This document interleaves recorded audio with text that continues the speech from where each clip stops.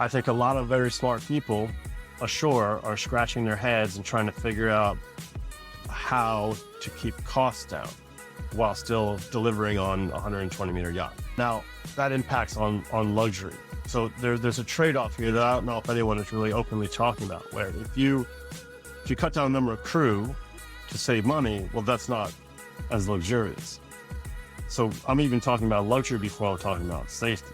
Well, safety is even more important, and people scratch their head thoroughly about safety and think more regulation will help. And no one's really talking about the elephant in the room, which you need more bunks. People, like as a yacht chef, working 18 hours a day or more when there's guests on board, I just lie on my hours of rest. And I can say that now because I'm off, I'm kind of untouchable in that.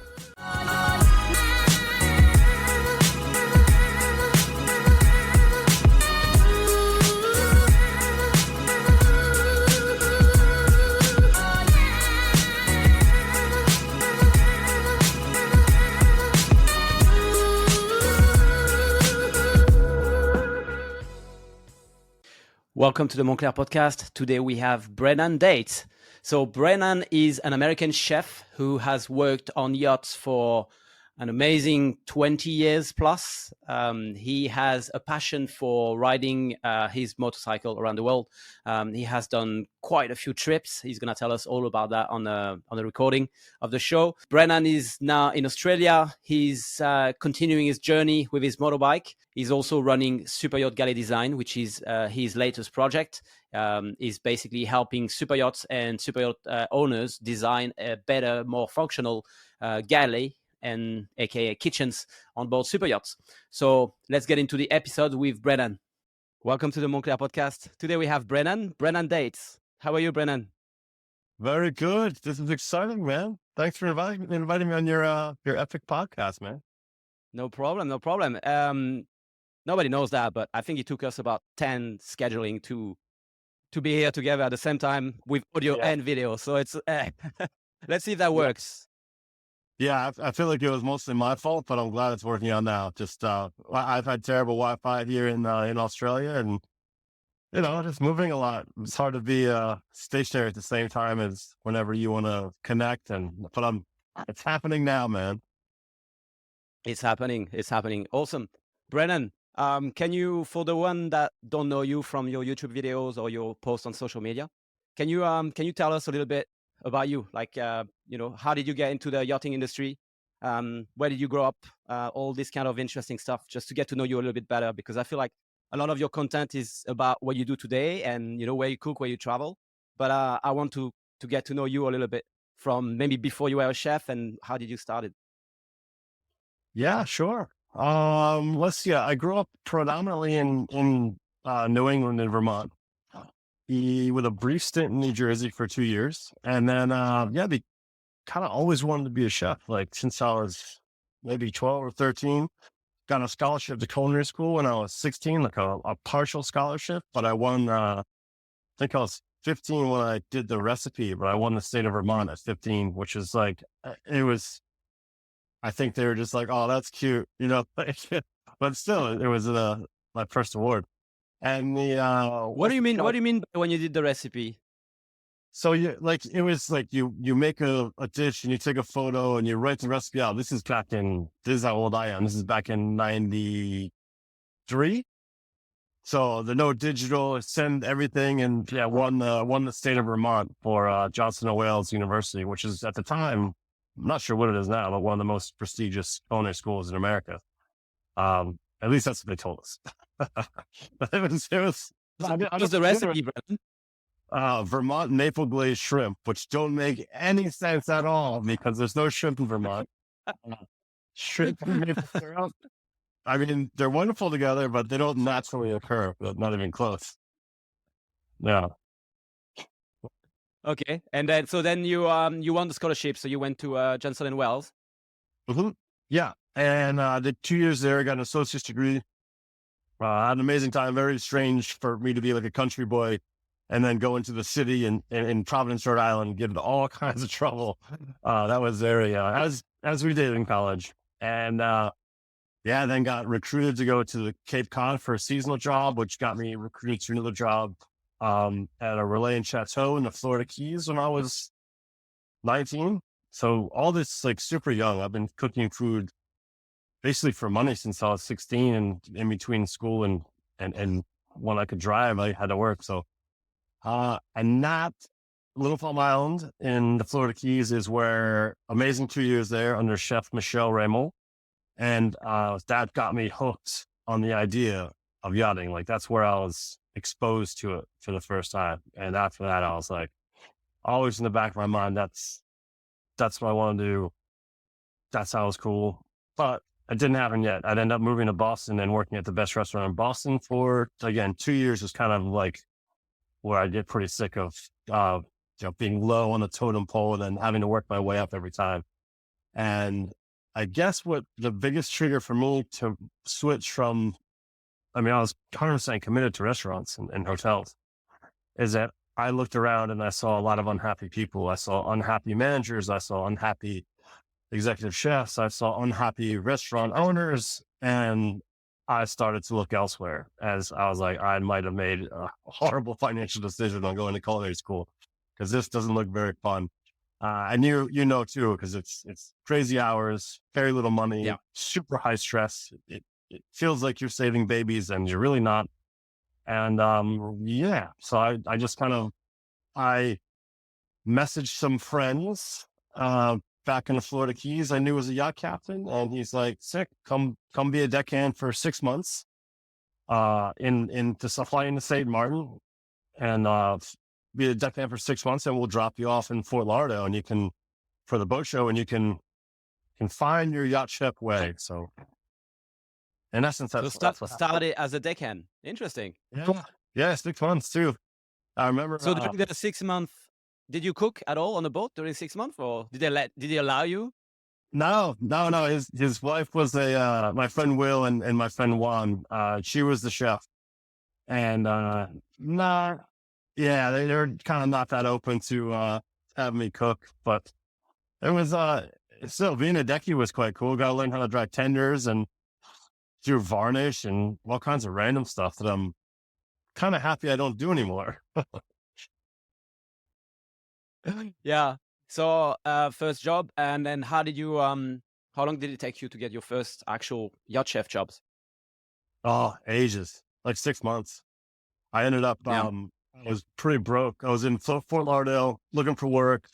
As any chefs listening to this podcast will know, in yachting, it takes a while for that first job. For most of us, some people get lucky. And then I would end up taking a job at, this really famous restaurant in Lauderdale back in the day called Mark's Las Olas, which is exactly where Louis Bossi's is today. And that it's pretty cool how that kind of Chef Mark was quite famous during that time there. I needed money and I had a pretty good restaurant resume. So, but that worked to help in yachting when, as soon as I talked to someone about looking for a yacht job, they'd be like, where are you working now? I'm at Mark's Las Olas. So like, holy shit. I'm like, yeah, I'm working at a pasta station. So it was pretty cool. It all worked out, but it took a while. Yeah. So your first job was as a head chef, as a sous chef? Oh yeah. Sous chef on, the name, Blue Horizon 3. Let me guess, on a small boat. On a very small boat. Yeah, for Howard as well. If people listening to this and they're familiar with the industry, don't be a coward. Crew on a Broward was a thing. So it's an American shipyard that has kind of died off. They don't exist anymore. Well, I do see them. They used to be everywhere because they were cheap and cheerful, and now they gone. Yeah, my boat bed was like handmade after the fact. It was wild. Yeah. Yeah, for the chef that don't know the yachting industry, when you work on a small boat, first of all, when you say small, it's tiny. Most of the space is dedicated to the owners and the guests, and your bunk bed pretty much looks like a shelf in a dry store. Yeah, exactly. That's how I would describe it. Because the space between your head and your bed actually is about this much. Chances are there might be 2 or 3 people in the same cabin, and it's basic. And the one I think this illustrates it well is that like you said, there's very little space between the bunk, you and the ceiling. So, and you're always in the bow because that's kind of the cheapest real estate inside of a yacht. Yeah. And there's many times where you're underway and the boats go like this, and you're just you're laying down and you're defending yourself against the steering. It's so hectic. Like, it's a funny story now, but when it's happening to you, you're like, oh, I like this. Can't sleep. Yeah. All right. So that was your first job. How long did you stay there? Did you do a season, or did you guys Yeah. cross to come to the Med? No, that was a season. So that was, I think, a 90-foot Broward. So let's call it 30-meter Broward. We went all the way to New York City, where the owner was from. And what happened? And then I'd end up getting off there once we got back to Lauderdale because the boat sold, or I wanted another job or whatever. I don't remember. And then I'd end up getting on this motor yacht Magic Time, that was in California and going to Alaska. So it was this phone interview thing, and there was all kinds Amazing. of weird freelance jobs in between too. Not all these stories in between are good too. Like, there's a boat called My Maryland, which was quite famous for ripping through crew. I was on there for a brief instance. Like, when you're We'll put a list on the show note of all the boats with red flags. no, these boats probably don't exist anymore. That's how old they are. But for all those chefs that are going through something similar, just stay the course, hold fast. It gets better because once you're established, you get much better options. Like, but in the beginning, it's a bit grim. Yeah. But Magic Time was really cool. So Magic Time, I remember being on the phone with the captain and him telling me that the boat's in San Diego. I'm like, sick. Boat's going to Alaska. I didn't care. Yeah. I'm like, I just need a job. And then, once I got to the boat and kind of was exposed to the West Coast of America in that way, and I fell in love with Alaska immediately. Like, it is my most favorite place I've cruised to in 22 years on the water as a chef. It's unbelievably impressive. Everything is huge. The animals, the rivers, the mountains, everything is huge. It's just, everything's feeding, and it's just this incredible place so that was a great experience. I think it was 2 years on Magic Time. And then we just got kind of put out to pasture in San Diego, and we were just sitting there. So I got right back on another boat, to go back to Alaska, brand new Westport 112. And that was a much different experience because we had no free time. We didn't see shit, but, it's all good. It's all fun. Because it was charter, or because there was like heavy usage from the owners? Yeah, family boat, and in each different part of the family would come in together and separately. So it was just, there was constant back-to-backs. Yeah, so they had one private jet that they used to bring guests in and take guests back, right, from the boat. It's like a switchover. Yeah, if memory serves too, that was the case. And also, like, we cruised a long way up north to, up to Glacier Bay. And at that time already, so this would have been about, maybe 2002, that the glaciers were already receding from Glacier Bay. So Glacier Bay wasn't just like incredibly amazing place to look at, like it used to be, but Juneau and Tracy Arm Glacier was incredible. So it's much farther It's still breathtaking. It is still a breathtaking place. Like you said, the nature, the scenery, it's incredible. I was lucky to do one season there in the summer. Oh, did you? Incredible. Yeah, we did the killer whales. We saw the super pods of dolphin. There was like hundreds of dolphins around us. It was just incredible. And it was sunny most of the time. So, and we got to, it was a long trip and we didn't go ashore all the time, but there was always one day they would take a couple of crew with them. So like this, we spent a few weeks there. So there was always a chance to go, I'll go on the next trip. So you get out of your galley, you put your shoes on and go with the guest and do like a seaplane tour around the, the bay and go see the bears. Or it was amazing. Yeah. I mean, the only part that was a letdown, I guess, was, to clarify, was Glacier Bay. The rest of it was incredible. Like, we took a helicopter up to the Juneau ice fields, and you see these crevasses, and they're only like, let's say, I don't know, 3 feet wide. And they're like, oh, that's cute. He's like, well, if you slip and fall down those, it's the most painful, horrible death you could ever imagine, because the crack goes like a mile down, and you'll just keep sliding down. Your body weight will and you just died on there. You can't be recovered. So, and you have to jump over these things, but there's an extra layer to that tiny jump you can do in your sleep. But you're like, Jesus, don't fuck this up. It's so cool. So gross. So I That's love terrifying. a I never thought about this, but yeah, I understand. I can picture it now. Yeah, you've seen those. They're these beautiful blue cracks. Like, it's really nice. Well, don't fall. All right, so second boat, and then what did you do after? Oh man, if we go boat by boat, this is gonna take a while. Let me skip Just to through. get an idea of, how you go into, away from the States and Yeah. Oh, that's a good conversation. Magic Time was about 105 foot Christensen, cool boat, could be adventurous. And then it would take me. I'd get on motor yacht Charade, which is originally built for Paul Allen, a little 50-meter bedship, quite famous. Many people know that. But I think that was one of his first boats that he built. We would cruise up to like Newfoundland. So now, like even early in my career, I've done like both coasts of the U.S., but to the nth degree, like all the way up. Newfoundland was incredible, and just had a great time on there. Spent a lot of time in down the Bahamas at Lightfoot Key, which was beautiful. And then I would start to realize that there's more to the industry because I'd catch glimpses of bigger boats coming in that I've never seen before, where I'd be in Lauderdale and whatnot. You're like, wow, where do they go? Like, and kind of hearing more and more about the Med. And at the same time, you're being told by whatever captain that you work for that this is one of the best programs in the industry. And we're so way. I'm like, all right, cool. Kind of believing that. And then I would end up getting on Battered Bull, which is let me get that straight, Brennan. The captain was saying that his program was the best of the industry. Believe it or not. Yeah, they all do. Okay. All right. Yeah. All right. Sorry. Continue.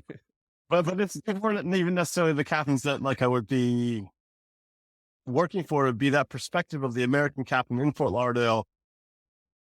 You're like, all right, sick. And then realizing once I got on Battered Bull and went to Europe, and also for a very like famous captain who was very well known in the industry. And you get to Europe, you're like, whoa, this is clearly, these are the best programs in the industry. Like, it's not even close. And that was a huge eye opener for me. And I think most Americans that they assume because they're told that Fort Lauderdale or Palm Beach is the center of the industry. Promise is not. It isn't. It's one of the many hubs. It's important. It's relevant, but no, it's not. If I were to say and weigh in on this one too, Chris, you won't, but like, I think August, IYCA and Monaco, maybe Barcelona, those are where all the big dogs are playing in the world. Like that's the biggest conglomeration of massive super yachts I've ever seen in my life. Yeah. I think I agree. I think the south of France is known for being the place, maybe not during the full summer, but definitely before beginning of the summer and end of the summer. This is where you find all the biggest boats. And then, of course, second spot, I'm going to say for a very, very short amount of time, New Year's Eve in Saint-Barth in the French Caribbean. They're all there. This is like, you can't see them. They're all at anchor, but there is like, I don't know how many dozens, maybe 100 of them. All the biggest boats, biggest charter boats they're all there. All looking at Saint-Barth from the distance. Yeah. And then, and then getting angry on Channel 16 because they're not allowed to bring guests in because it's too windy and the captainry is getting in trouble. Yeah. I agree with you. I think Monaco Boat Show and New Year's Eve in St. Barth.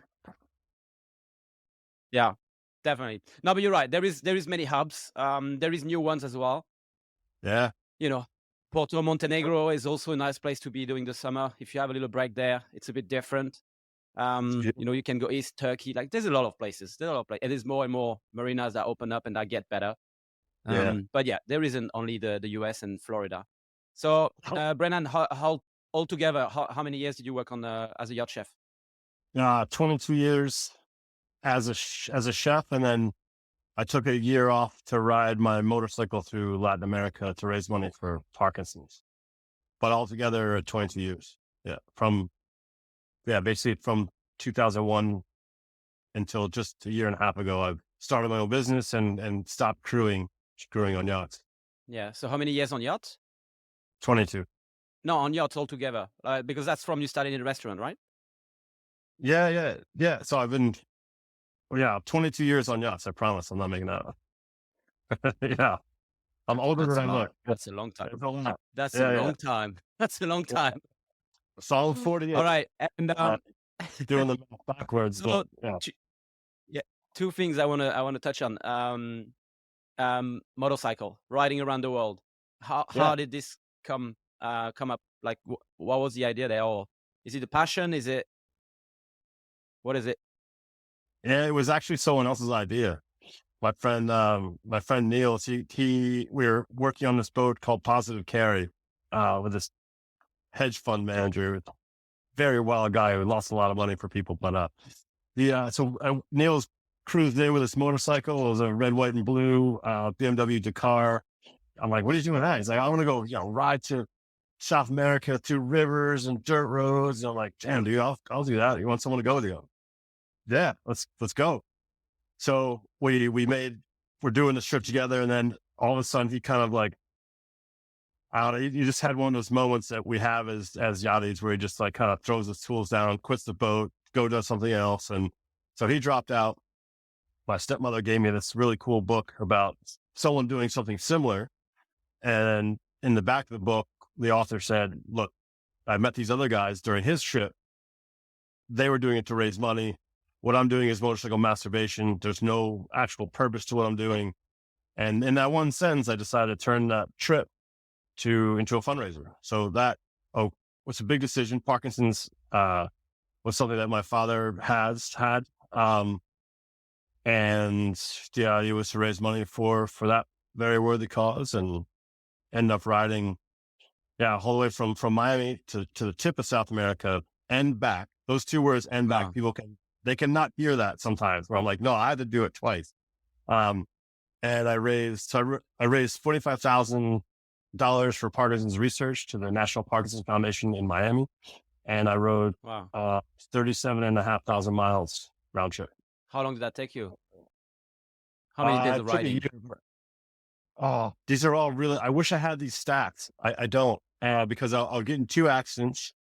I would break this clavicle and be holed up for like 3 or 4 weeks. Had to do some repairs on the bike. And then another one, the front end of the bike just got pushed against the front wheel pushed against the engine. Needed a ton of parts, had no money. Some people online helped me out. It was a whole long, beautiful story to tell, but yeah, it's just kind of a year. A year is the easy answer, but a lot of that is like doing cool shit, like going to the Perito Moreno Glacier in Argentina and seeing across the Andes 5 times on that motorcycle. I didn't get tired of that. I'll never get tired of doing mountain passes. Just going to Mendoza, the wine region of Argentina, being scared shitless and passing through Colombia twice and having the amazing time both times and meeting the most beautiful people. Trying to find a way to get over the Darien Gap. I don't know if you know what that is, but No, I don't. Panama, Sounds like one of these gap in Alaska. kind of. Yeah, it's a good analogy. So on a map, it looks like Panama touches Colombia. Yeah. No. So it's about 60 miles I think it's 60 miles of just almost like mangrove, really waterlogged rainforest that's full of poisonous insects, poisonous reptiles, paramilitaries, drug runners. It's a lot of human trafficking is going through there. So it's kind of no man's land where a few people walk it now and again. Only one motorcycle rider in the history of motorcycle riding, Ed Peterson, this Austrian guy, has done it. Yeah. So I need to find a way around that. So a lot of people fly the bike over, and I was like, no, I got to put it on a boat. So I met this guy, Isaac, and him and I just went to Colón, Panama 5 times, which is a terrible place to go. Very dangerous to try to find passage around this gap. So we ended up doing it. We ended up finding it, but it took a while. So all that stuff, back to your original question about how long it took. So all that stuff eats up a ton of time and a ton of effort and a ton of money. Yeah. South America, and now you're currently doing the same in Australia, right? So I'll end up flying the bike from New York City to Paris, and then I'll ride from Paris all the way to Bali. And then I'll end up flying the bike from Bali to Sydney. And just to clarify, so from Paris to Bali, it's all by land. I got on the boat with a bike to the Caspian Sea, but everything's by land. I think people hear that and like, no, it's not possible. He just ships the bike ahead. No, it's by land. And then I put it on another small boat on its own across from Penang, Malaysia to, I forget the town in, basically Penang, Malaysia to the top of Sumatra. Yeah, and then come down Sumatra and then Java. So it's been, it's doable. You just kind of have to pick your route. And originally I was going to go, Mongolia makes the most sense because then you can just kind of go up and then ship to Alaska. But the little chef, it seemed like a much better idea to go ride through Southeast Asia and just eat and experience. Definitely. And, Definitely. Yeah, the food. Yeah. Yeah. Yeah, I can imagine. I've been to Southeast Asia a few times, many times actually. Definitely a good place to be as a chef. If you haven't been as a chef, you need to go. You need to go because that really opens up your eyes to a different culture and to the real actual flavors from these places, not the westernized version that you have in restaurants around here and around the Western Med. So it's definitely one thing to do. Brennan, okay, so that's something you do on your time off or in between contracts, I guess. Yeah. And can you tell us about the business you've launched? When did you launch it? Last year? I'd like to do. It's just been over a year, so going into my second year now, and and I'm in that time I haven't really cooked at all, so I'm starting to entertain going back on board part time now, at the very least rotation, just because the business is doing well and I've got a really massive client. But what I found out in the timeline of, let me explain what the business is first before I go to the details. Yeah. So, CPI Galley Designs is basically a yacht chef, specifically a yacht chef driven layout and equipment list for an entity, usually an owner's build team, to figure out like, we need to get the galley right. And what's happened in the past is a lot of people that have never done the job are assuming that kind of it's better if we do it because all chefs will want something different. And it's one of those things that I've noticed as I climbed the rungs in the industry and got closer and closer towards the upper levels, that it's still chaos. Like these galleys, you can tell immediately that they're not laid out by a chef, by any means. And so that means the chef has to work twice as hard for something half as good. And that to the detriment of the guests, of the yacht owner, the charter guests. Yeah. Or even the crew, to be honest. And the crew. But like, and between you and I, whoever's watching, I can't advocate for the chefs or the crew because no one's really going to listen. I have to advocate. That's why we're here now. That's why there's no one doing it that's a yacht chef. It's like, all chefs want something different. And okay, let's pretend that's true. So your solution to that problem is to have someone that's never done the job. They're going to build out a galley and make money doing it. It just doesn't make any sense on any business to farm it out like that. Like all captains will want a slightly different bridge layout, but you don't ignore that group. And it's a complicated issue. And I don't think there's anything like nefarious going on, but they're trying to make money. And of course they should make money. But I think a lot of times the equipment's chosen on profit margin and what kind of margins they can get from the supplier than they can the right equipment, but less profit. So I'm just trying to impact the industry because I've noticed there's room for improvement, and that's it. And I want to try to help show people to advocate for that and build out galleys that are just fantastic to work in for chefs. And because the knock-on effect for guests and, like you said, for crew, it's massive. You can tell. Yeah, and when you say that sometimes they want to save a few bucks here and there by building their own galley and not getting a consultant in like yourself. But on the long run, it doesn't make sense because you end up doing a season and you realize, hang on, this doesn't work. This door shouldn't open this way because there's there's the entry of the galley here, or there's the oven door that is in front of it, like some stuff that is like, we could have thought about this before. And you actually not saving money over the long term because you just, rebuilding basically after the first season or the first year. Yeah, that's true. That's kind of like like every galley is going to have a refit at some point. I think if it's built properly, let's say it's 10 years, but it could be 7 to 10 years. So if you do it right the first time, you can push that down. Like you can just have the right equipment in the right spot the first go, as you would want any room in the yacht. And I've calculated it. What do you think? What percentage do you think of the overall cost of a new build is the galley? All of it. What would you guess? I'm going to say not much. Not much, because when you see the amount of precious wood and all the welding and all the actual raw material, a galley is a box with stainless steel, then there's some appliances that go in, but we're not talking the price of an engine or generators. No. So I would say out of 100% is the cost of the boat. I don't know. Maybe I'm totally wrong, but I'm going to say 2% of that. Yeah. You're close. And I'm guessing too, but I go 1 to 1.5 is so now with that figure that we came up with, 1%, 1.5 to 2. Now the guest satisfaction coming off that really small investment is massive. So why don't we tweak that as much as we can to kind of accelerate and improve the guest experience with yacht chefs powering that? Otherwise, we're just going to have what we have now is stagnation, lack of innovation, and we're just doing the same thing over and over again. And that's what I noticed, because I've been in the industry for 2 decades. Like I've seen my perspective of the timeline. I'm like, I think we can do better. So that's it. I mean, that's my business in a nutshell. But it's been cool. It's been fun. I've learned so many different things about the industry. I've met so many amazing people too. And that could be a whole nother podcast about, and you yourself about encouraging team members to go ashore and change, and use that hard-won knowledge on board and make a career out of it. Yeah.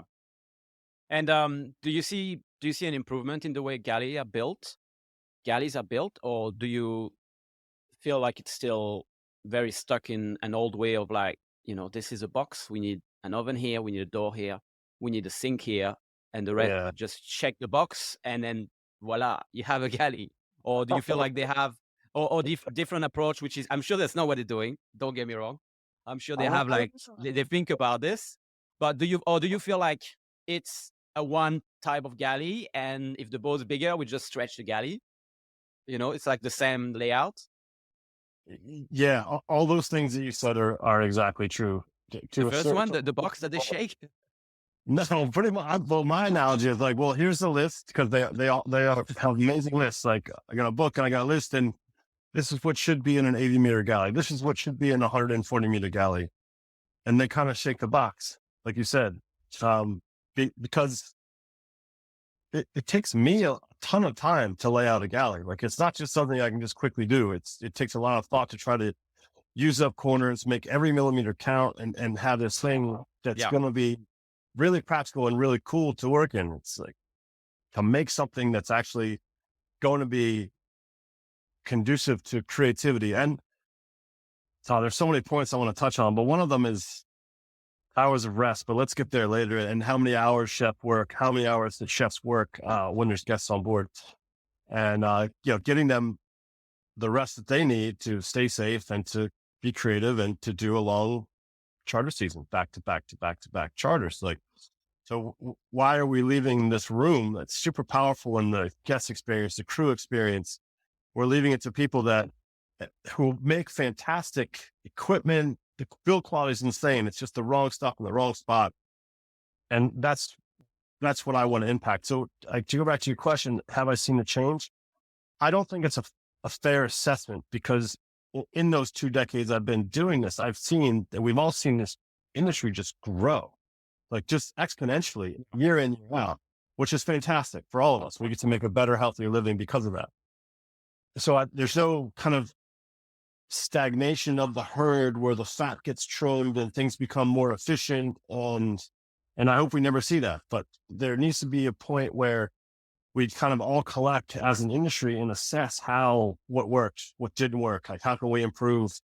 And I do think that there's people in this industry, quite powerful people, that are willing to listen or willing to give a platform to speak and to, because collectively we all want this industry to thrive. We all want to, whatever we're doing in it, to add value, just to make it better.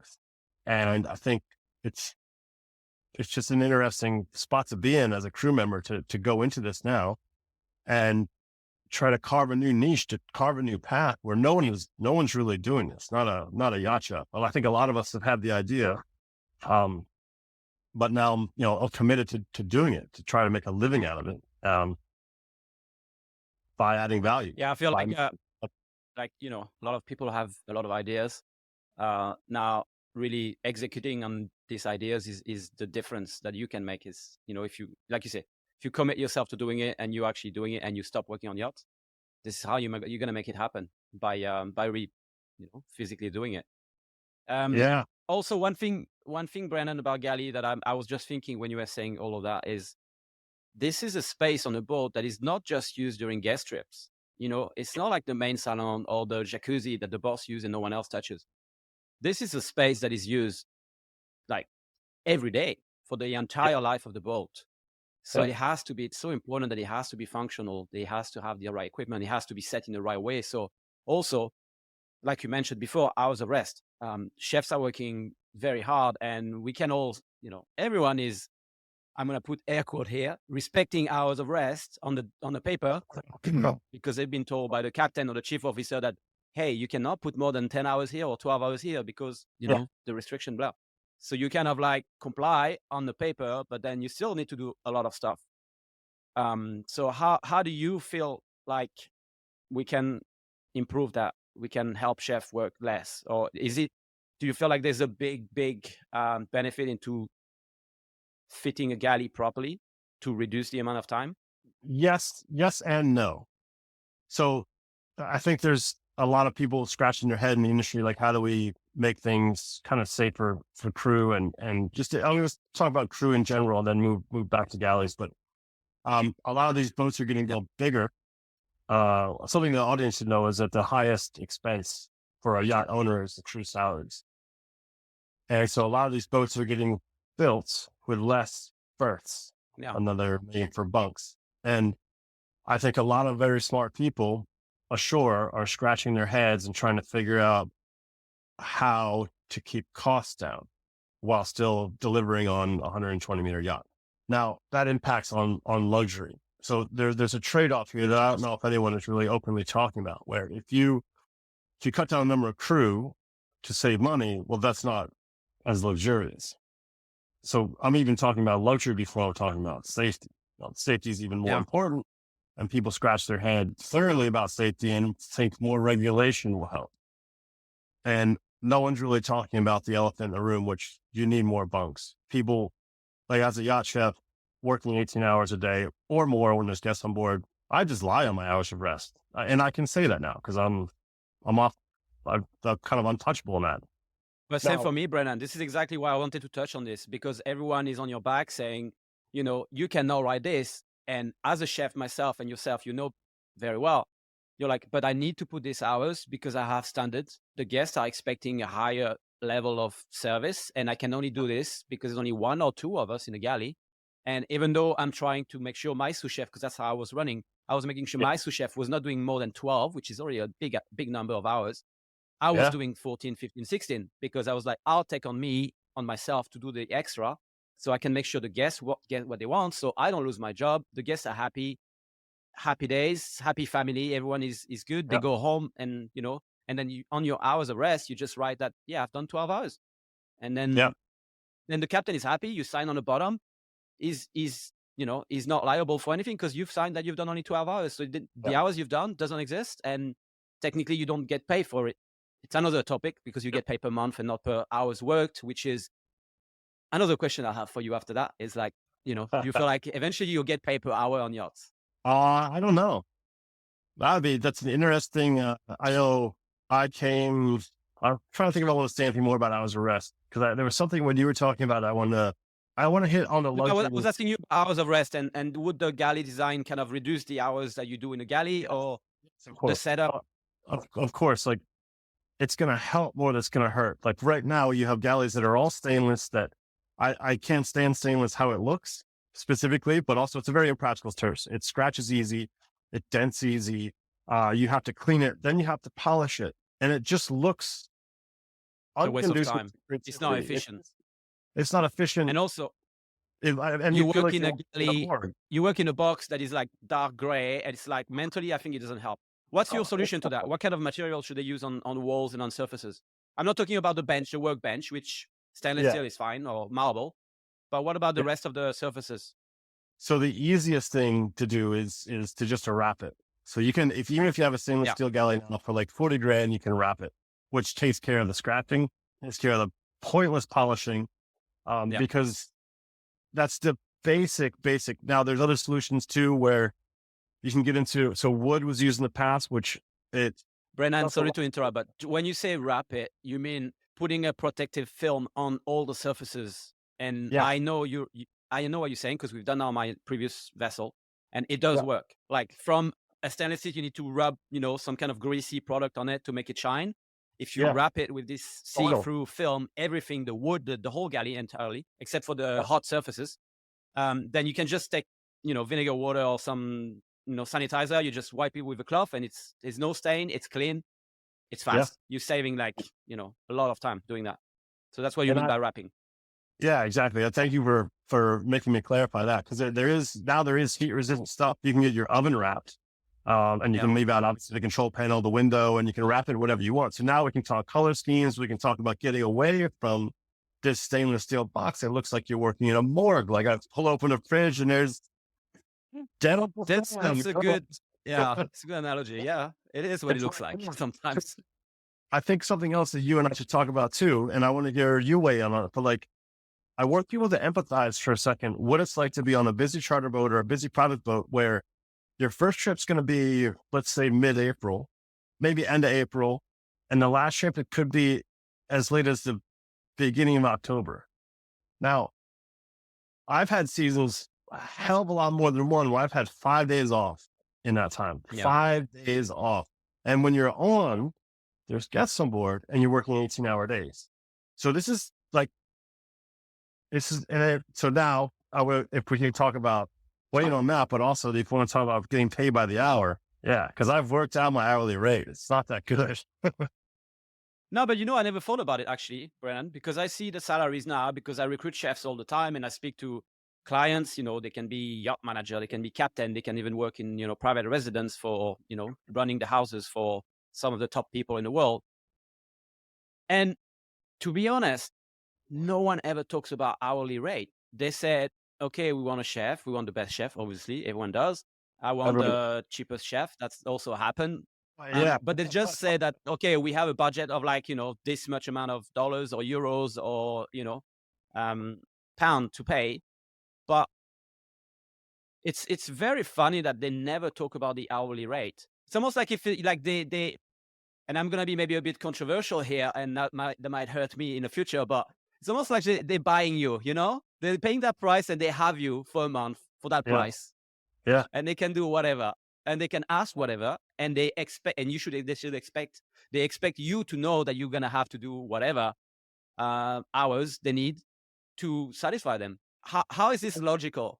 Yeah. I mean, let's see. The closest thing I can come to is like, I think Michelin star restaurants, I think are similar where they say, like you said, they buy you, I think for like, No, they were, but they're not many people that still does it because they're not allowed to do it anymore. So they kind of got back and be like, okay, hang on, they did that many hours. We need to close one day instead of 2 days. We're going to be closed 3 days per week, and then we're still going to work hard every day, but at least we have 3 days off or 2.5 days off. yeah. But it's just something that I thought it's kind of funny that we never really ask people to write down the hours of rest. What about the hours of work? Why are we not using that to pay people? Yeah. Yeah. That's a very good, I like that because we already have the mechanism in place to track it because we have to. Yeah. And then if you work 15 hours or 16 hours, then instead of making, 10K a month at the end of a busy season, maybe you make 25. And then you're like, I'm dead, but I know what I've done. And at least I'm getting what I work for. Because the other way is that you work backwards and you're like, well, I did, let's say 30 days, 18 hours a day. You do those hours, add them all up. You subtract them from your salary. It's a shit. You can work at McDonald's for more per hour. Now you have to put in overhead because you're not paying rent anywhere. You're sleeping on board. The food is covered. There's more to it. And you add tips on top of that, but it isn't, no one, and I feel like, and you're actually a much better, kind of information source than I am, but COVID, all salaries kind of went stagnant or down and they haven't come back up. And that is an interesting point because I don't think the salaries are really that great these days. Now, the only difference is, Brennan, what I see is that some boats are paying a little bit more. And when I'm saying a little bit more, I'm saying you are an amazing chef. You work, 10 years plus on yachts. You have high-end restaurant background. So you know what you're doing. You can run a kitchen, you can run a galley. You're very, very capable. You have excellent portfolio and they pay you more than 10K a month, basically. That's become kind of the average, which is still, again, if you're working crazy hours for a month, it's not a lot of money per hour. But that's the topic we talked about earlier. But what they do now more, and rotation for 10K. That's what I was gonna talk about. Now the better thing is that there is more bigger yachts over 80 meters, and most of them are now offering rotation. Yeah. But the funny thing is, you would think, okay, I can get 10K on a boat working, 10 months a year, so I get 2 months off. Or I can work on the boat the same size that has rotation. That's going to give me 2 months off every 2 months. So 2 on, 2 off for pretty much the same salary, which at the end, it's not very logical. You know what I mean? It's like you're better off on the rotational contract. And if you don't have it, you're actually making half the money. Yeah. Because the salary is the same. It's just some boat are, we're gonna take a hit, we're gonna cover the cost. But they know they cannot get a proper chef for less than the average amount per month, which is 8 to 10K, we're gonna say. But then they give you rotation. So like either you're lucky to be on a rotational boat and you earn the same as the guy that doesn't get rotation. And you at the end of the day you earn the same salary, but you work 50% less. Yeah, I think rotation is way healthier. And I agree with you. It is. It's so much healthier. And I thought about this too, and feel free to keep it, but it's, like if you talk about a normal person with weekends off, there's 52 weeks in a year. That's 2 days off a week. That's 104 days off a year to start, right? Then you add holidays, then you're almost touching rotation anyway as a normal human. Yet us yachties have been denied kind of that. And we take it on ourselves. I don't want to make it sound like we're indentured servants. We decided to come to this career. We decided to get good at this career, stay in it, invest the time, make the mistakes, and we've earned our way in it. But yeah, I think the industry is moving in the right direction with more and more rotation. And even for junior crew, a lot more of them are getting like 1-3 or even 4-2. Yeah. Which is a rotation. I'm sorry, but I know on the groups and all the chefs group, people are saying, 4-1 is not a rotation. Well, it is. If you're getting every 4 months to the date, you go home for 30 days, it is a rotation. It's not a set, equal amount of rotation that's as a head chef, but at least you got something to look forward to. And if that's respected, then you got, work 4 months, you get a month off. But yeah, still a long stretch, 4 months, no break. Yeah. But at least, like you said, you can plan for that 1 month where in the old days, you just didn't know. You couldn't plan anything. You didn't even know what port you were going to be in. You didn't know what country you were going to be in. Like, and you're just, can you go and leave in 2 weeks? You're like, yeah, I guess so. Yeah. All right. And they'd fly you somewhere. So, yeah, it is nice that the juniors are getting rotation too. Cause even though juniors catch a lot of shit in the industry, they work their ass off on charter. They work their ass off on guest trips, and they deserve to have a life too. And it just helps establish just a healthier industry and less burnout. So we don't lose, and you can comment on this as well. Like, I think we are losing a lot of good people to burnout or, crazy things happen on board in the first couple of boats. They're like, this industry is fucked. I'm out of here. And then I just think it sets a much healthier precedence up and down the chain of command. Yeah. No, we're making progress. We're making progress slowly. Yeah. Luckily, we're learning, and the people on top are learning from the past, and they're trying what they can as well. Let's not forget that also captains and managers sometimes are trying to set rotation, and they hit a wall because, why would we double the cost of the crew? Yeah. Just give them another month off or something, and it's not always possible to. It's not up to them basically to decide. Yeah, let's just put everyone on rotation. Yeah, but yeah, we'll keep trying.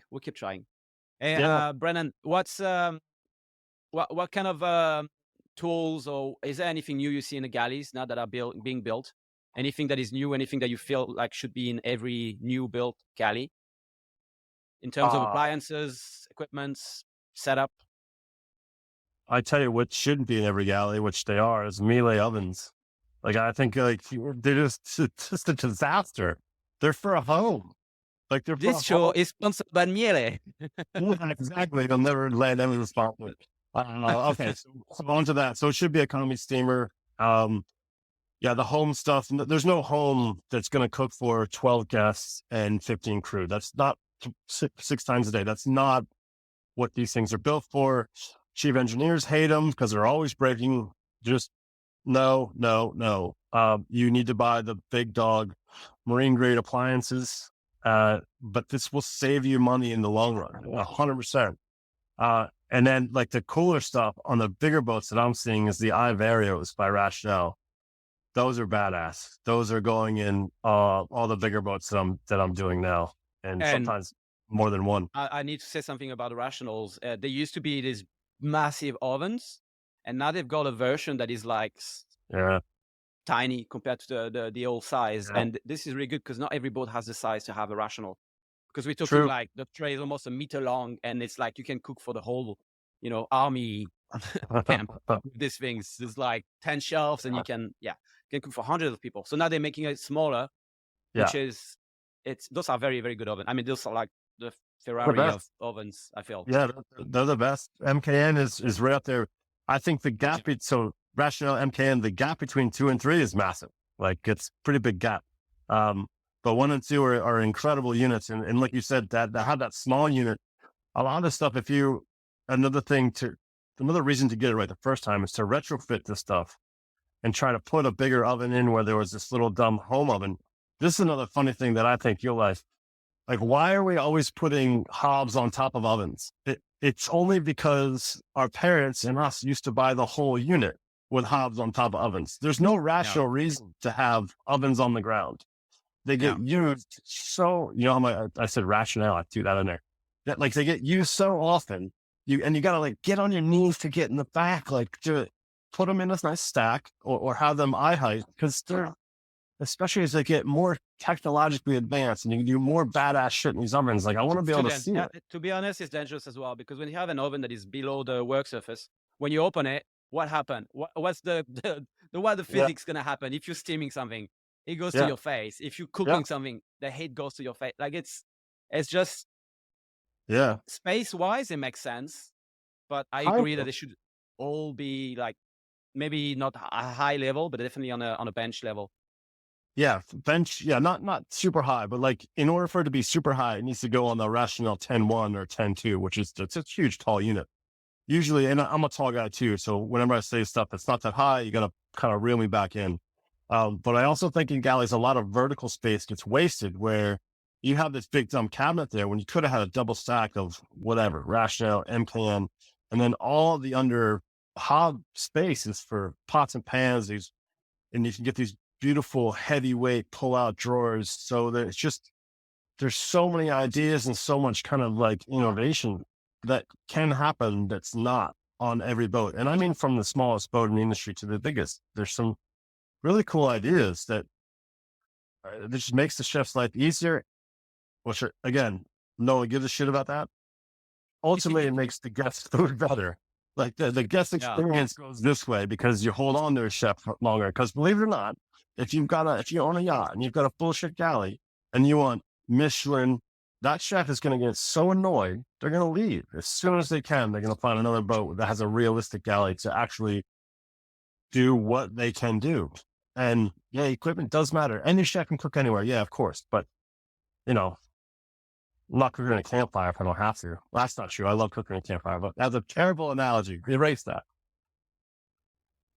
Cat. Come on. What do you think about and that's something the captain loves to hear. What do you think about open flames in a galley? Like, there's a lot of this Oh, small, cute Japanese ah, barbecue that comes in the galley now, like the brick one, which are amazing because they just keep the heat. You can make amazing little skewers and yakitori or all this kind of cool stuff. yeah. Are you for or against that? Because and I'm gonna give you my opinion since you don't ask. I love to have barbecue on the back of the boat, like an actual, Yeah. maybe a gas barbecue, but at least so you can do like some outside cooking with the guests because it just gets you out of the galley, once a Yeah. week, and it's like you can interact with people. And as a chef myself, I always felt more comfortable interacting while cooking, because I'm kind of like showing what I'm doing. I'm not just standing there and like being awkward in front of them having small talk. So open flame, what do you think? Is it possible? Is it okay? I know it's safety wise, it's a bit of a hazard. Man, so like I've been fighting this for 22 years to try to get to have open flame, to have a girl on board, to get whatever I could. And I know for a fact, I'm probably not going to name boat names now, but I know that there's more than 2 large boats I've been on that had Josper ovens. And for those who don't know, that's a charcoal fired just beast. And Yeah. Is it it is lava stone inside or charcoal? It's charcoal. it's charcoal, I think. I think you can get different versions of it too. I know a boat's got a tandoori, and I'm pretty sure it's a charcoal tandoori, not gas. So like there is in the galley a ton of redundant safety equipment. Like there's a ton, and it's in a fireproof box. So it's up to the captain. It really is. And yeah, but yeah, I think stuff outside. I mean, all those kind of cool mobile pizza ovens can go out on the Yeah, the sun egg. deck and on the swim platform, and you can cook the uni pizzas, and it's changing. And some boats even have gas in the galleys as well, but induction is twice as fast. I would never get gas in the Yeah. galley. But there's always these kind of outliers too. And now all of a sudden there's more and more guests. There's more boats being built with 18 guests, 22 guests. Like, what's going on? These things that I thought were permanent are no longer permanent. Yeah. But Brennan, I remember speaking to a chef on the yacht. I think the yacht was, can't remember the name. I think it was a 60 meters yacht. And I was talking to the chef and I saw that he had this actual barbecue in the galley. And I was asking him, I said, "Oh, how come is your captain okay with that?" And he was like, "Yeah, because basically we looked at it and the chief officer or the engineer, I think they both work together to create a risk assessment saying, okay, what if, and then have everything ticked. And then they were like, there you go. If something happened, we have solution. We can prevent things from happening because we are ready." And they were like, now we can actually have the galley. Can actually have the small barbecue in the galley, which makes sense. That's how everything is done on the boat, right? Yeah, it's a really good point. I never thought about doing a risk assessment because we did. I've had yakitori on the last 2 boats that I've had. With the bincho tank charcoal, and I've even gotten like the cheap Chinese bincho tank when you have to put it in the oven to dry it out, and it's like making all these popping noises in the oven, and it's because the cheaper stuff actually has like small amounts of water in it that expand and actually can explode, which I found out the hard way. I found out in the oven and not really in the hard way. But yeah, that's a really good idea to do it. Just have the cheap officer because everyone loves that flavor. And I think as I got older as a chef, and you can weigh in on this for sure, but it's like to have the fat drop onto a piece of red hot charcoal and then turn into basically smoke. smokes your stuff. Yeah. But you don't get that with gas. The gas, the flavor is dog shit. It doesn't have that same, doesn't hit as hard. And it's very hard to describe to people that maybe don't care. If the captain doesn't care, chief engineer doesn't care, you know what I mean? Like, well, let's use the gas one. I'm like, all right, yeah, sweet. Yeah, of course. If no one cares about anything, it's going to be a lot easier. Everything's going to be a lot more simple. If no one cares. Well, I like that. Yeah, it's true. It's a good time. Hey, Brennan. Yeah. Oh, let's get a matching one. Brennan, if we go back in time, when, before you started cooking, if you were to do something else, what do you think you would do if you were not a chef? Oh, fried motorcycles. Yeah. Let's see. That's a good question. That's not a job. Or maybe you can be a pilot. I don't know. I don't know. I would have to travel. You I've think the always wanted. travel is what took you to the yachting industry? Oh, 100%. Yeah. I think a lot of chefs say that when they become a chef. Oh, you can work anywhere. And that's like working anywhere is like, I don't know. They picture like some guy with a pole over his shoulder, like, hey, do you need a chef? It's like, no, the, for me to travel is just, it's really fueled just about every decision I've ever made in my life. And it's a necessity as I sit here in Tasmania talking to you, nowhere near any yachts. With excellent internet connection, I have to say. Hey, we're pretty stable. We're pretty stable today. It's been bad. Oh, yeah, but to be honest, I'm really loving and geeking out on drawing things in 3D. So part of what I do for work, for galley design is to the millimeter I draw in 3D, and a lot of time I'm just sitting like this, just staring at the computer, like trying to figure out a problem, trying to figure out a solution. And I think that's what made me a good yacht chef, and you a good yacht chef as well, because all we do is solve problems. Like every day is some sort of problem solution kind of. You have to be adaptable, because that's something about cooking that I tell people that it weighs a lot on. It did weigh a lot on me, is that every day you do something and you're not just pressing a button. It's not like black or white. It's like you have to adjust your skills and your knowledge to every second, because there's more water, there's less salt. The tomato is like this. There's less sugar. There's more sugar. Everything. It isn't a set science, but you have to use science to transform and get a set result, which is like there's so many variables that it's actually very and that's what I feel with chefs that get burnt out, is that there's the physical part, but there's also the mental part, which we're not building rocket ships, and like you say, we're not saving babies. That's fair. That's a fair assessment.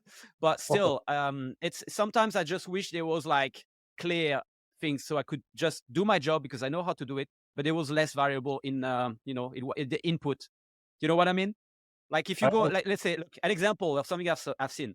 When I started, I used to, I did a lot of work in the south of France on yachts. It was great, amazing produce, and you can get everything there. And then I worked for this guy that had a house, this gentleman. He had a house in the UK, he had a house in the south of France, and then the missus was from Brazil. So then we go to Brazil, private jet, traveling with them, amazing, rock star chef and all that. And then we go there, and they asked me to make this dessert, which I made a million times, maybe not a million, but definitely hundreds of times. And then I found out that the gelatin that they had there was totally different. The cream that they had there was totally different. So it's like I knew how to make it.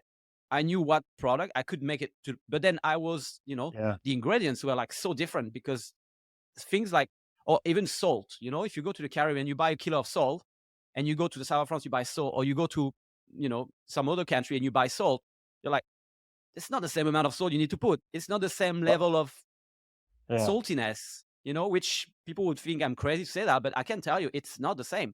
And then that changes everything. That's when you need to adjust yourself on the product. And that was a challenge for me at the end. Yeah. I think, that's one of the things that isn't those aren't the fun challenges. I agree with you. Those like, oh, this flour sucks. Like, why is it the flour? Yeah. And every country calls flour a different name too, which is super annoying. Yeast, or butter, or And back to gelatin. Gelatin, I've had gelatin not work after, like if I go to a boat and I'm like, why is this gelatin working? And I crack open a new box, it works. Same with baking powder, goes off too, where it doesn't pop anymore, where you're like, this works all the time. Why is it not working? And then you look bad as a chef. You look bad. Or you feel bad. You're like, I have like 20 years experience and I can't make this, muffins. But worse is because I wanted to comment when you were talking about, the challenges of being a chef. And I think Danny Davies said it once on a pretty public rant on Facebook about like having a mistake-free day, because a mistake-free day means that you're only working 18 hours. Like if you mess up that dessert that you're talking about, well, I can't get that time back. That's a half hour forward and a half hour back that I'm screwed now. And that all these change variables and all these outside influences, they make it really easy to make mistakes. and you're just defending yourself from like mistakes the whole time. Like you just can't, No. because you'll lose time that you don't have anyway. You don't even get enough sleep. Wild. Pay your chef per hour. Suddenly. Let's start a campaign. Let's see how many likes we get. Not many, only from the chefs. Yeah. So we'll get many, but unfortunately, it's not going to change much. No. Hey, Brennan, what, few more questions before you go. What do you do to relax? Or what did you do? Like, let's put it this way. What did you do when you were working on yacht as a yacht chef? What did you do to relax? Or did you allow yourself to relax? Or how did you? I'm not a very relaxing kind of guy. Like I always just kind of fill my time, and like I've got a very active brain. Yeah. An active brain. Because you're a chef. Because they don't teach you to relax. They teach you to be on and always available. Yeah, definitely. And then you're working in restaurants and you're done work at 1. Yeah. Go to sleep and then come back in the morning. It's like, nah, I just got off of work, like, yeah. No, my brain, hence riding a motorcycle around the world, starting a YouTube channel, starting a business. Like I don't have a lot of chill, and I like that, but sometimes it is quite annoying. But I'm always, right now I play a shitload of chess. I've played chess every day for the last 7 months, and because the brain is going, I might as well put it in a direction. And yeah, but I think you're actually focusing on only one thing, and it's probably good for you as well. It's probably some kind of mental relaxation. Yeah, well, I can't play. It does keep me up. So I will gets me because if I play a 10-minute game, it's quite quick. But I do attacking, defending at the same time, or someone's attacking hard and you're like, well, what if I attack? That's the best defense. It's such a great game. It's the best puzzle game on the planet, I reckon. It's so good. But other than that, relaxation has always been kind of struggled at. Haven't had the best, I don't have the best sleep rituals, trying to work on that. But yeah, in essence, I grew up in kitchens. You get done work, you either go home and eat something, roll around in bed for like an hour to 1, 2 a.m., get up whenever, or you go out and have beers and play pool. But to grow up like that it's not all bad. I'm not going to sit here and paint but we know the ills that come with that. But I also think there's no relaxation techniques. There's no kind of figuring out what to do at 1 a.m. when you get done work. What do you do? How do you relax? How do you unwind? But there's no roadmap for that. I agree with you that, starting very early. I started when I was 14 and a half, working in kitchens. And you're right. You basically grew up, as a chef. You kind of, this becomes your identity, and relaxing is not something they teach you because there's no time for it. But no, I'm working on it myself today. I'm definitely working and trying to, like you say, my brain also goes a million miles an hour. I've got, about 6,000 ideas a second. I'm trying to just pick the best ones. Because some stuff are just crazy. But I use this as a superpower, I think. But I'm also trying very hard now that I'm older, that I'm a father, that I'm not working in the kitchen anymore, to just slow down and, try a bit of meditation, try a bit of things to, a bit of keep that under control. Yeah. Yeah. I'm pretty bad with meditation. I know it's good for me, but I'm just not drawn to it. My new habits are, I'm probably in bed by 9 and I'm up at 5. And I think that I have so much on my plate now. I can't really relax, and that's a good thing. I'm thankful for that. But there's my life is very full with the motorcycle trip, YouTube, gallery design. Those are 3 things that mean the most to me. Obviously gallery design is number 1, and then motorcycle trips number 2, and then YouTube's under that. But all those things have little side projects, and I love the hustle of that. I love having to have a to-do list. It's like a prep list, and being and it's well, this is the braise. In essence, I got to get this on first, and then that's going to cook for a while I do the other shit. And I think a chef mine, I was told this by, I mentioned him earlier, Chef Michel Raymond at the Relais and Chateau in the Florida Keys. He's whatever chefs do after they've stopped becoming a chef, they're usually quite good at it. I'll never forget, because at the time I was so pissed off. I was just getting used, double shifts, and I was seeing this going. I was no, I quit. I'm going to go drive a pedicab in Key West, the bicycles you put people in the back, because I heard they made a lot of money in my stupid little young brain. And that's when he said, Yeah, you'll probably be good at that. All chefs are good at stuff when they do something easier. So yeah, Do you feel like you keep your agenda and your work list busy all the time yeah, in purpose yeah. Um, or because it's a habit? good question. I think similar to you is like I always have ideas, and, and some of them need to be worked out a little bit. But there's always like walking. Walking is another thing. Just to go for walks, I have the best ideas on a walk, and because I can't have my phone, there's clarity. I'm looking around, and I think to really disconnect from that's the closest thing to meditation that I have right now. I was just gonna say, this is your meditation. You maybe Yeah, don't realize, but this is a time that you spend just with yourself and maybe just let it flow. And yeah, this could be kind of like focused meditation. as well as riding the motorcycle, um, and just riding, no music, because I've done on the same motorcycle 92,000 miles, so 150, 160,000 kilometers. And there's Yeah. certain memories that I have connected with that bike. I can only access those memories, it seems like, if I'm on it, which is a whole nother different conversation. But because I rode so many miles without really any music or books in my head, is that I can spend hours and hours just on my own on the motorcycle. And the hard part about that, the worst part about that is it's really hard to write shit down when you're on a motorcycle, because I've had some really good ideas or funny thoughts, or I can access different parts of my brain more so through the bike than from walking, but walking is a very close second and Yeah. safer. Yeah. Awesome. Last question, Brennan. Yep. Why did you start the YouTube channel?